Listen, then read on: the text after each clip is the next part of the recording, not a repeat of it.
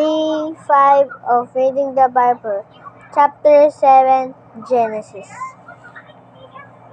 Sinabi ni Lord kay Noah, "Pumasok na kayo ng pamilya mo sa barko.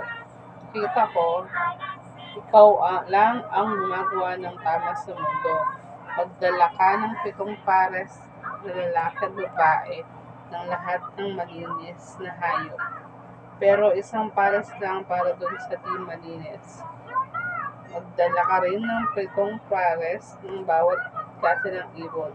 Gawin ito para makapagparami ulit ang mundo. 1 week mula ngayon magpapaulan ko sa loob ng 40 days at 40 nights para mawala na sa mundo ang lahat ng create ko." At ginawa nga ni Noah ang lahat ng inubos na sa kanya ni Lord. Ma, 600 Ma. years old. ba't tinanggal ni Lord yung word niya? Yung word. Yung ginawa niya. Hindi naman tinanggal, nilinis lang niya.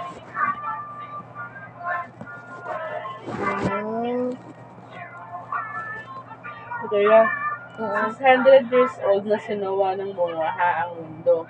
600 years old. Pumasok siya sa barko, pati ang asawa niya, mga anak at asawa. At Wait asawa lang. ng mga anak niya. So, we're gonna skip it because it's almost done. The vlog. Because it's 1 minute now. Doon, yung barko, naging sobrang taas ng baha at tubog din rin ang lahat ng matataas na bundok. Tumaas pa ang tubig hanggang sa lumampas yun ng 25 feet.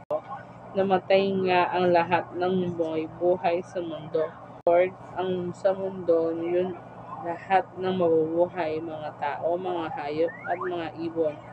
Si Noah lang ang natira at ang lahat ng kasama niya sa barko.